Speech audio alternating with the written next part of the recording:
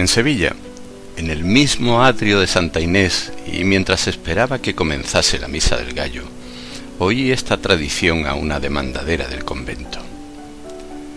Como era natural, después de oírla, aguardé impaciente que comenzara la ceremonia, ansioso de asistir a un prodigio. Nada menos prodigioso, sin embargo, que el órgano de Santa Inés, ni nada más vulgar que los insulsos motetes que nos regaló su organista aquella noche. Al salir de la misa no pude por menos de decirle a la demandadera con aire de burla: ¿en qué consiste que el órgano de Maese Pérez suena ahora tan mal? Toma, me contestó la vieja, en que ese no es el suyo. ¿No es el suyo? Pues ¿qué ha sido de él? Se cayó a pedazos de puro viejo hace una porción de años. ¿Y el alma del organista? No ha vuelto a aparecer desde que colocaron el que ahora le sustituye. Si a alguno de mis lectores se le ocurriese hacerme la misma pregunta, después de leer esta historia, ya sabe por qué no se ha continuado el milagroso portento hasta nuestros días. ¿Veis ese de la capa roja y la pluma blanca en el fieltro que parece que trae sobre su justillo todo el oro de los galeones de Indias? Aquel que baja en este momento de su litera para dar la mano a esa otra señora que después de dejar la suya se adelanta hacia aquí, precedida de 4 pajes con hachas. Pues ese es el marqués de Moscoso, galán de la condesa viuda de Villapineda. Se dice que antes de poner sus ojos sobre esta dama, había pedido en matrimonio a la hija de un opulento señor, mas el padre de la doncella, de quien se murmura que es un poco avaro... Pero calle, en hablando del ruin de Roma, cátale aquí que asoma. ¿Veis aquel que viene por debajo del arco de San Felipe, a pie, embozado en una capa oscura y precedido de un solo criado con una linterna? Ahora llega frente al retablo. ¿Reparasteis al desembozarse para saludar a la imagen la encomienda que brilla en su pecho?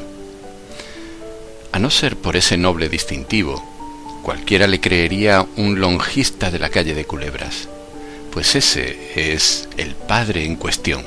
Mirad cómo la gente del pueblo le abre paso y le saluda. Toda Sevilla le conoce por su colosal fortuna. Él solo tiene más ducados de oro en sus arcas que soldados mantiene nuestro señor, el rey don Felipe, y con sus galeones podría formar una escuadra suficiente a resistir a la del gran turco. Mirad ese grupo de señores graves. Esos son los caballeros 24. ¡Hola, hola! También está el flamencote, a quien se dice que no han echado ya el guante los señores de la Cruz Verde, merced a su influjo con los magnates de Madrid. Este no viene a la iglesia más que a oír música. No, pues si Maese Pérez no le arranca con su órgano lágrimas como puños, bien se puede asegurar que no tiene su alma en su almario, sino friéndose en las calderas de Pedro Botero. Ay, vecina, malo, malo. Presumo que vamos a tener jarana. Yo me refugio en la iglesia, pues por lo que veo, aquí van a andar más de sobra los cintarazos que los paternoster. Mirad, mirad, la gente del Duque de Alcalá doblan la esquina de la plaza de San Pedro y por el callejón de las Dueñas se me figura que he columbrado a las del de Medina Sidonia. ¿No os lo dije? Ya se han visto, ya se detienen unos y otros sin pasar de sus puestos. Los grupos se disuelven.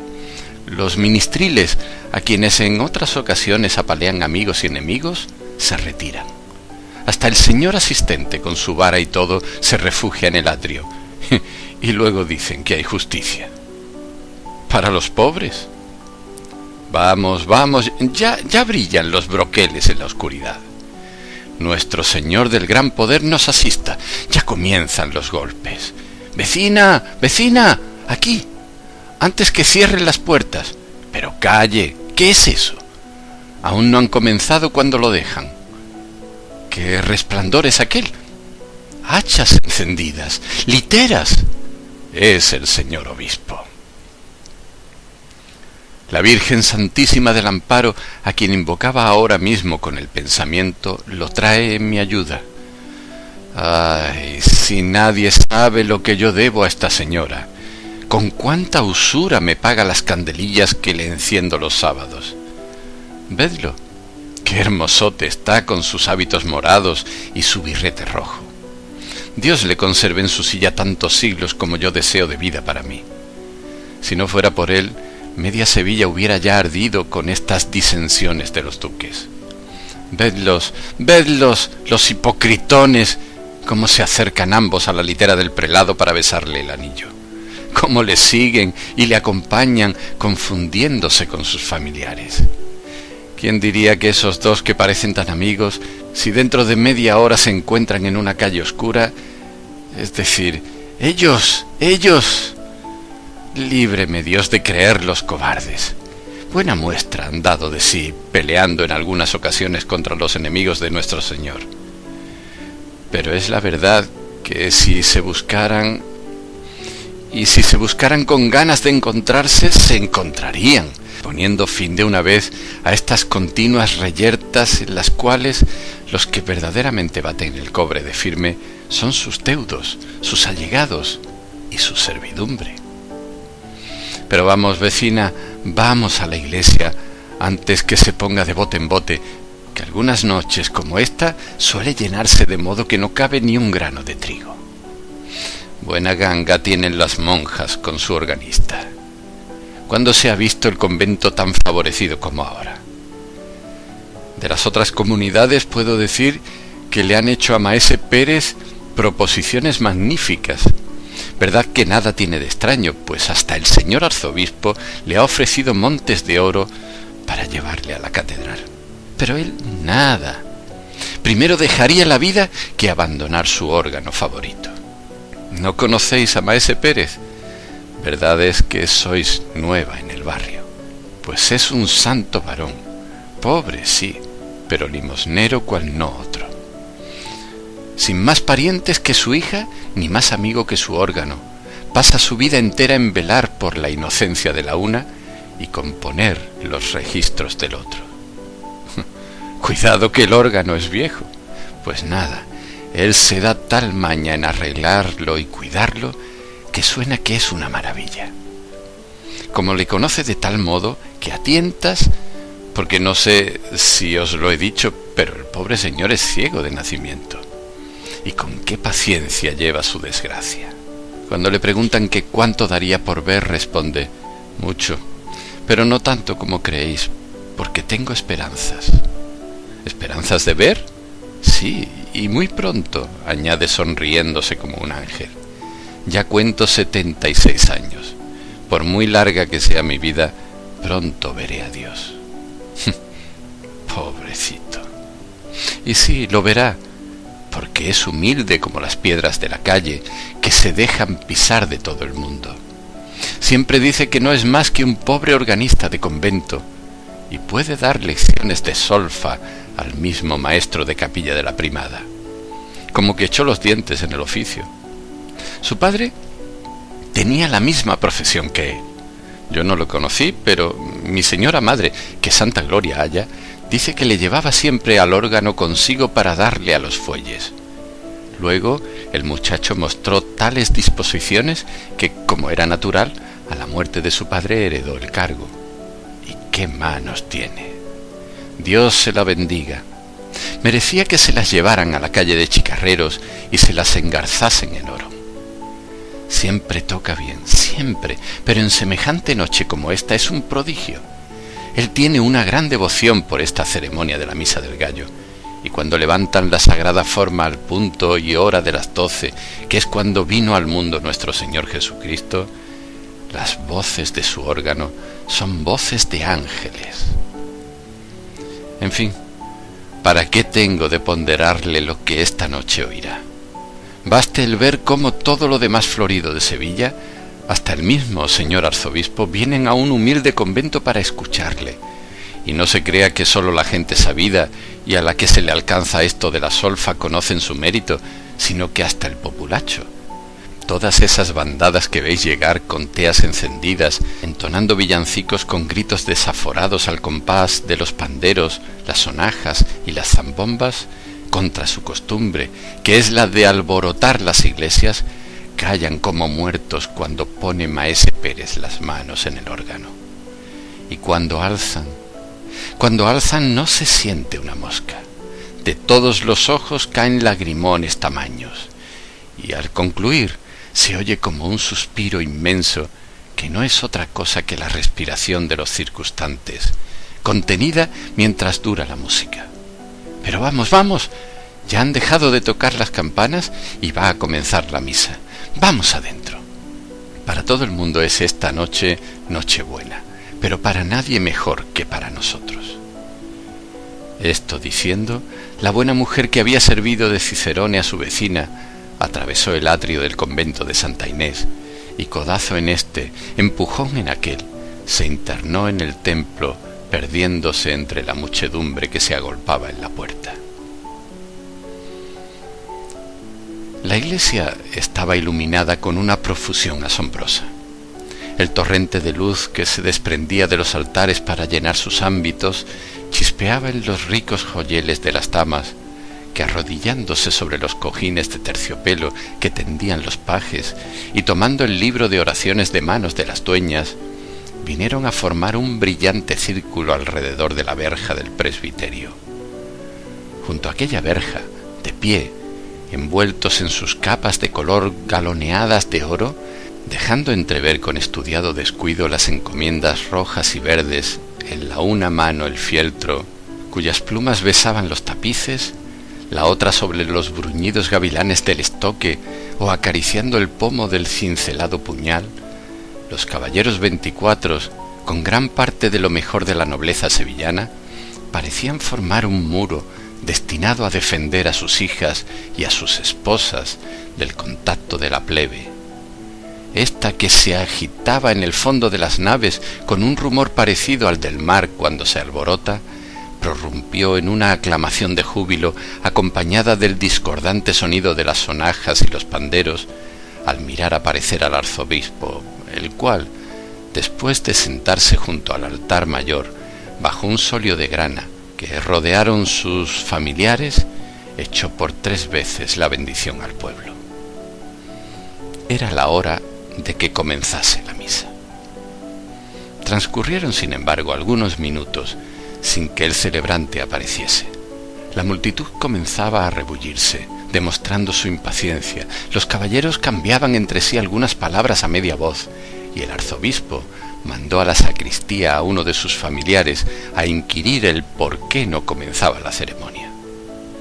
Maese Pérez se ha puesto malo, muy malo, y será imposible que asista esta noche a la misa de medianoche. Esta fue la respuesta del familiar. La noticia cundió instantáneamente entre la muchedumbre. Pintar el efecto desagradable que causó en todo el mundo sería cosa imposible. Baste decir que comenzó a notarse tal bullicio en el templo que el asistente se puso de pie y los alguaciles entraron a imponer silencio, confundiéndose entre las apiñadas olas de la multitud. En aquel momento, un hombre mal trazado, seco, huesudo y bisojo por añadidura, se adelantó hasta el sitio que ocupaba el prelado. Maese Pérez está enfermo, dijo. La ceremonia no puede empezar.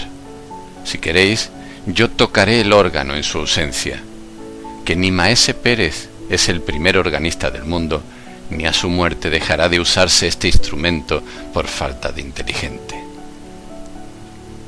El arzobispo hizo una señal de asentimiento con la cabeza, y ya algunos de los fieles que conocían a aquel personaje extraño por un organista envidioso, enemigo del de Santa Inés, comenzaban a prorrumpir en exclamaciones de disgusto, cuando de improviso se oyó en el atrio un ruido espantoso. «¡Maese Pérez está aquí! ¡Maese Pérez está aquí!». A estas voces de los que estaban apiñados en la puerta, todo el mundo volvió la cara. Maese Pérez, pálido y desencajado, entraba en efecto en la iglesia conducido en un sillón que todos se disputaban el honor de llevar en sus hombros. Los preceptos de los doctores, las lágrimas de su hija, nada había sido bastante a detenerle en el lecho. No, había dicho, esta es la última, lo conozco, y no quiero morir sin visitar mi órgano, y esta noche sobre todo, la noche buena. Vamos, lo quiero, lo mando, vamos a la iglesia. Sus deseos se habían cumplido. Los concurrentes le subieron en brazos a la tribuna y comenzó la misa. En aquel punto sonaban las 12 en el reloj de la catedral. Pasó el introito y el evangelio y el ofertorio, y llegó el instante solemne en que el sacerdote, después de haberla consagrado, toma con la extremidad de sus dedos en la sagrada forma y comienza a elevarla. Una nube de incienso que se desenvolvía en ondas azuladas llenó el ámbito de la iglesia. Las campanillas repicaron con un sonido vibrante y Maese Pérez puso sus crispadas manos sobre las teclas del órgano. Las 100 voces de sus tubos de metal resonaron en un acorde majestuoso y prolongado que se perdió poco a poco, como si una ráfaga de aire hubiese arrebatado sus últimos ecos. A este primer acorde, que parecía una voz que se elevaba desde la tierra al cielo, respondió otro lejano y suave que fue creciendo, hasta convertirse en un torrente de atronadora armonía. Era la voz de los ángeles que, atravesando los espacios, llegaba al mundo. Después comenzaron a oírse como unos himnos distantes que entonaban las jerarquías de serafines, 1000 himnos a la vez, que al confundirse formaban uno solo, que no obstante era no más el acompañamiento de una extraña melodía que parecía flotar sobre aquel océano de misteriosos ecos, como un jirón de niebla sobre las olas del mar. Luego fueron perdiéndose unos cantos, después otros. La combinación se simplificaba. Ya no eran más que 2 voces, cuyos ecos se confundían entre sí. Luego quedó una aislada sosteniendo una nota brillante como un hilo de luz. El sacerdote inclinó la frente, y por encima de su cabeza cana, y como a través de una gasa azul que fingía el humo del incienso, apareció la hostia a los ojos de los fieles.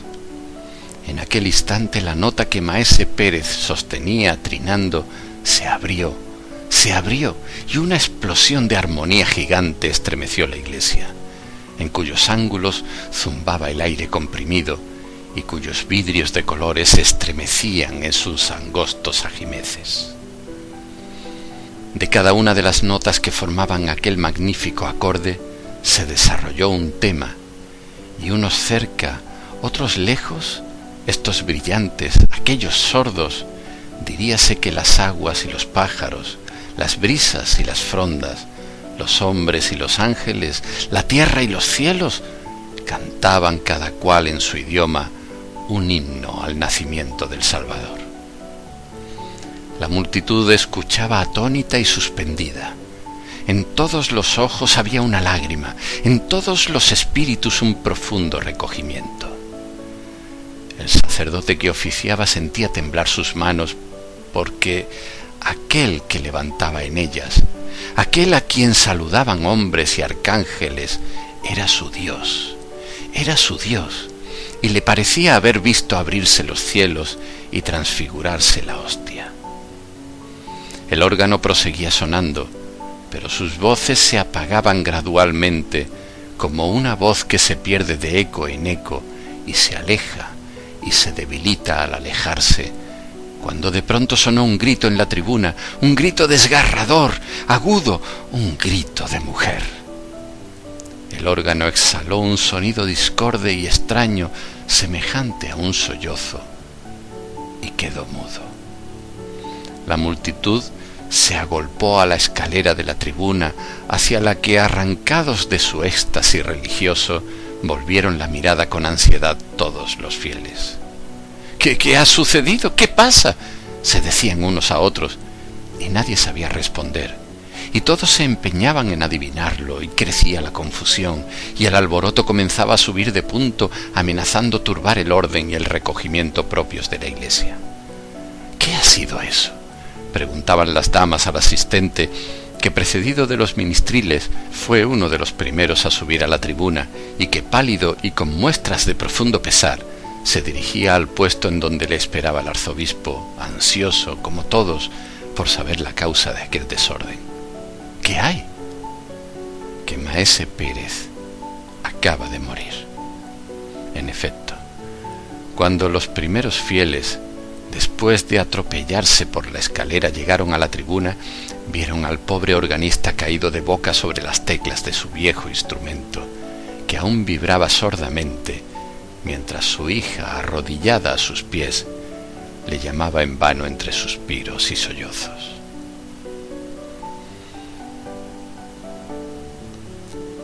«Buenas noches, mi señora doña Baltasara.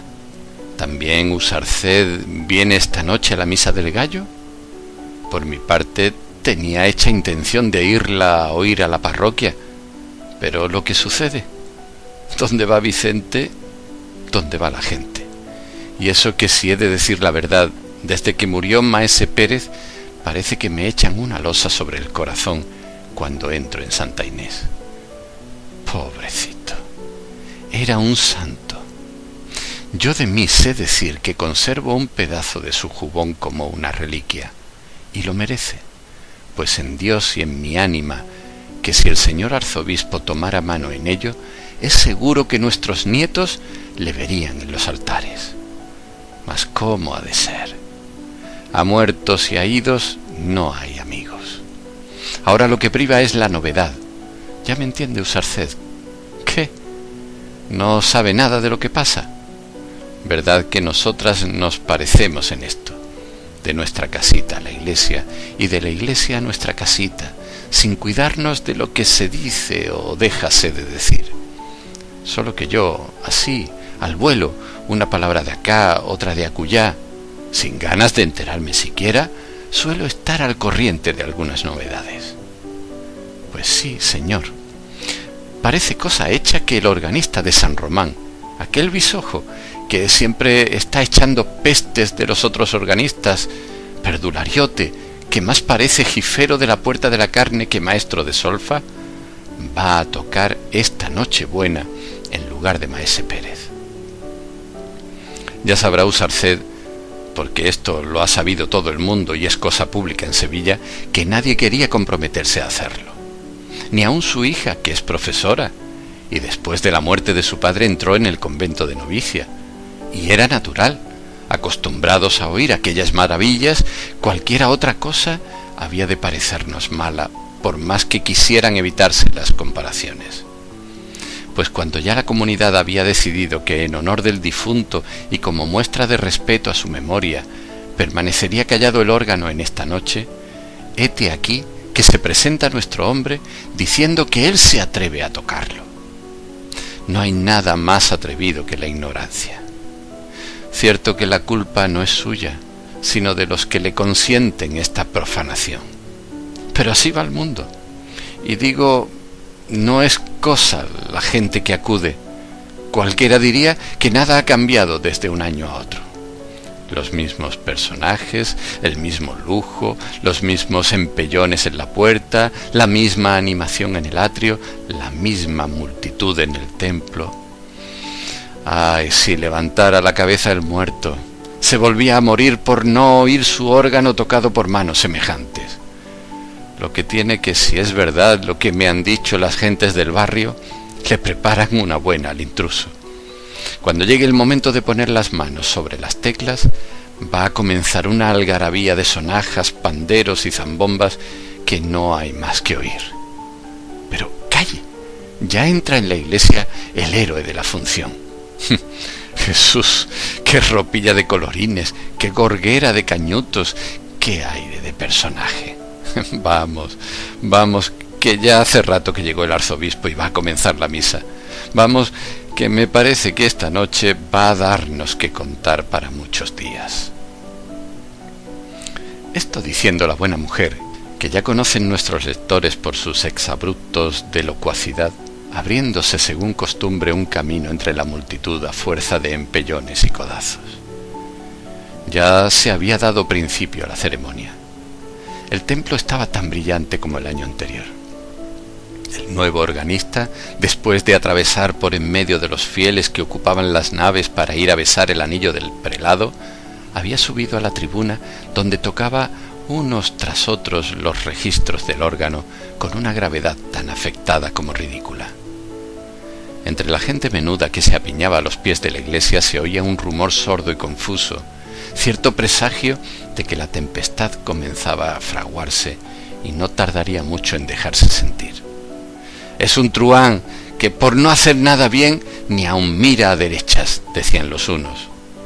«Es un ignorantón que después de haber puesto el órgano de su parroquia peor que una carraca, viene a profanar el de Maese Pérez», decían los otros.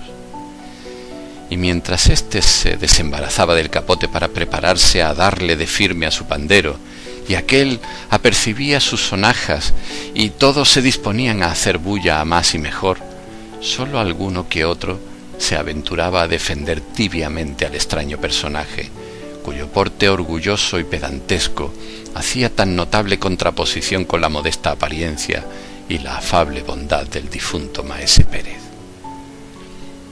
Al fin llegó el esperado momento, el momento solemne en que el sacerdote, después de inclinarse y murmurar algunas palabras santas, tomó la hostia en sus manos.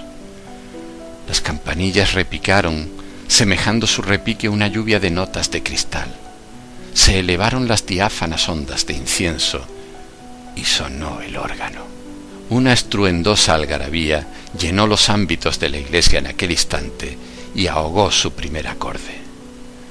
Zampoñas, gaitas, sonajas, panderos, todos los instrumentos del populacho alzaron sus discordantes voces a la vez, pero la confusión y el estrépito sólo duró algunos segundos. Todos a la vez, como habían comenzado, enmudecieron de pronto. El segundo acorde, amplio, valiente, magnífico, se sostenía aún brotando de los tubos de metal del órgano como una cascada de armonía inagotable y sonora. Cantos celestes como los que acarician los oídos en los momentos de éxtasis, cantos que percibe el espíritu y no los puede repetir el labio, notas sueltas de una melodía lejana que suenan a intervalos traídas en las ráfagas del viento, rumor de hojas que se besan en los árboles con un murmullo semejante al de la lluvia, trinos de alondras que se levantan gorjeando de entre las flores como una saeta despedida a las nubes, estruendos sin nombre, imponentes como los rugidos de una tempestad, coros de serafines sin ritmo ni cadencia, ignota música del cielo que sólo la imaginación comprende, himnos alados que parecían remontarse al trono del Señor como una tromba de luz y de sonidos. Todo lo expresaban las 100 voces del órgano, con más pujanza, con más misteriosa poesía, con más fantástico color que lo habían expresado nunca. Cuando el organista bajó de la tribuna, la muchedumbre que se agolpó a la escalera fue tanta y tanto su afán por verle y admirarle, que el asistente, temiendo no sin razón que le ahogaran entre todos, mandó a algunos de sus ministriles para que, vara en mano, le fueran abriendo camino hasta llegar al altar mayor donde el prelado lo esperaba. «Ya veis», le dijo este último cuando le trajeron a su presencia, «vengo desde mi palacio aquí solo por escucharos.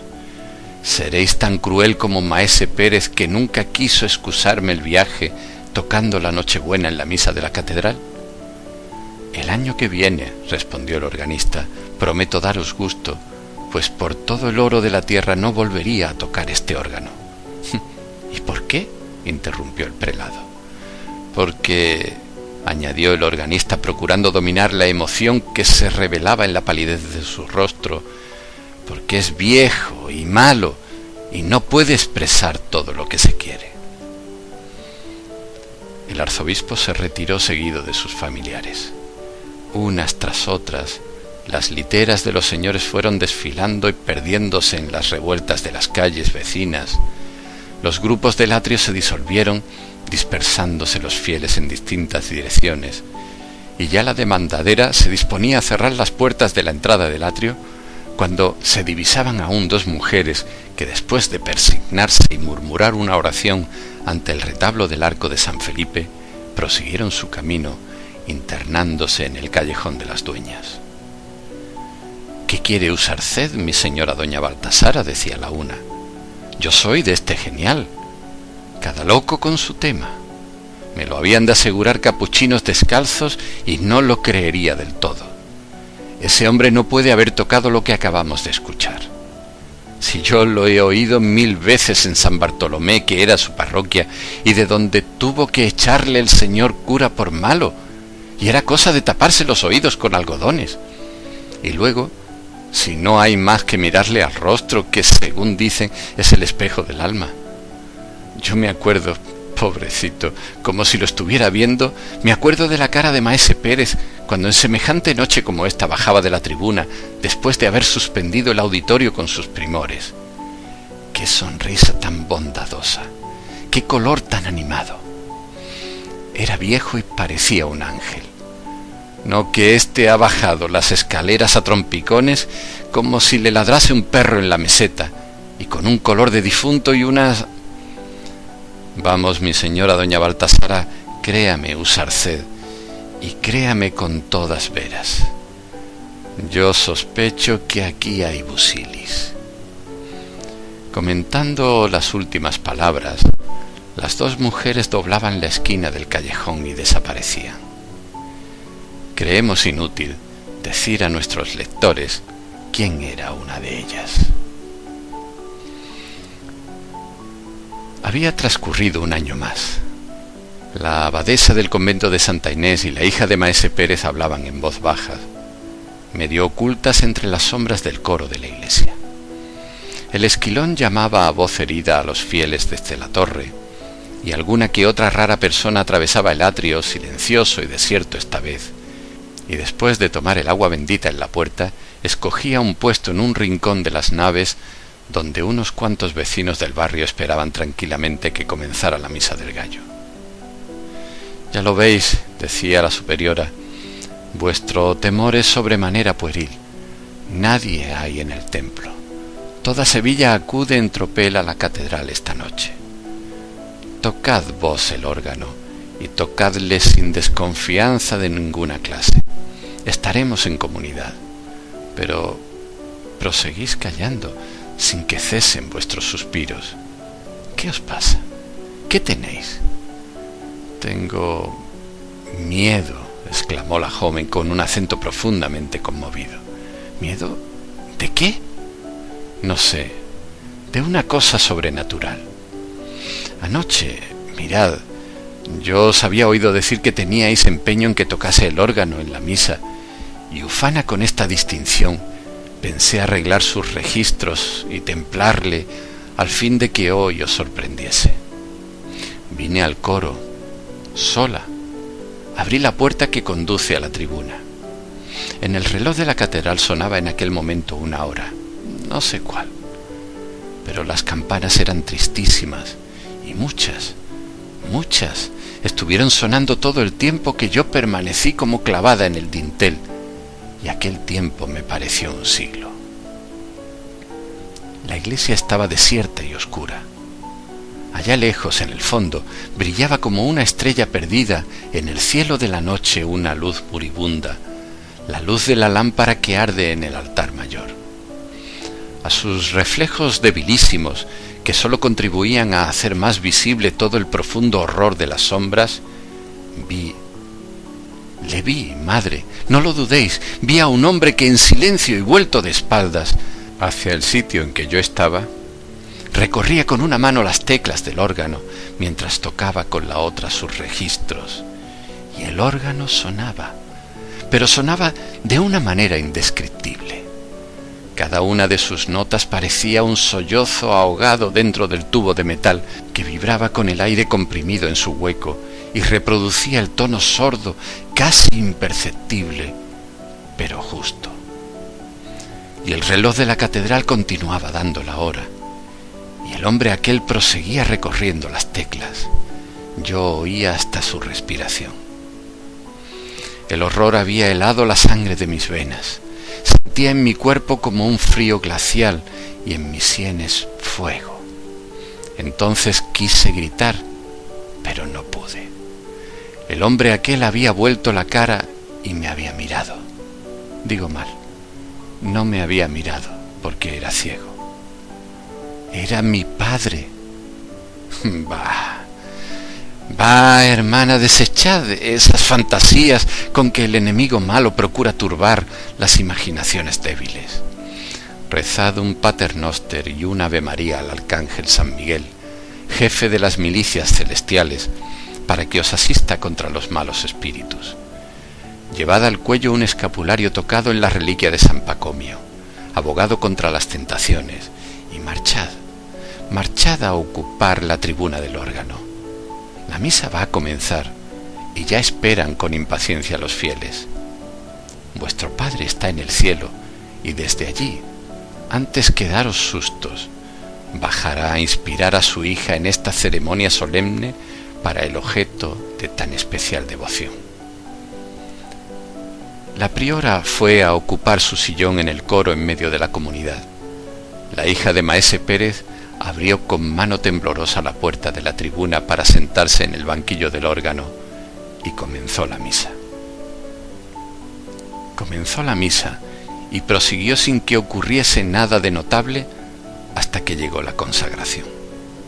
En aquel momento sonó el órgano y al mismo tiempo que el órgano, un grito de la hija de Maese Pérez. La superiora, las monjas y algunos de los fieles corrieron a la tribuna. ¡Miradle! ¡Miradle!, decía la joven fijando sus desencajados ojos en el banquillo, de donde se había levantado asombrada para agarrarse con sus manos convulsas al barandal de la tribuna. Todo el mundo fijó sus miradas en aquel punto. El órgano estaba solo y no obstante, el órgano seguía sonando como solo los arcángeles podrían imitarlo en sus raptos de místico alborozo. ¿No os lo dije yo una y mil veces, mi señora doña Baltasara? ¿No os lo dije yo? Aquí hay busilis, oídlo. ¿Qué? ¿No estuvisteis anoche en la misa del gallo? Pero en fin, ya sabréis lo que pasó. En toda Sevilla no se habla de otra cosa. El señor arzobispo está hecho, y con razón, una furia. Haber dejado de asistir a Santa Inés, no haber podido presenciar el portento. ¿Y para qué? Para oír una cencerrada, porque personas que lo oyeron dicen que lo que hizo el dichoso organista de San Bartolomé en la catedral no fue otra cosa. Si lo decía yo. Eso no puede haberlo tocado el bisojo. Mentira. Aquí hay busilis. Y el busilis era, en efecto, el alma de Maese Pérez.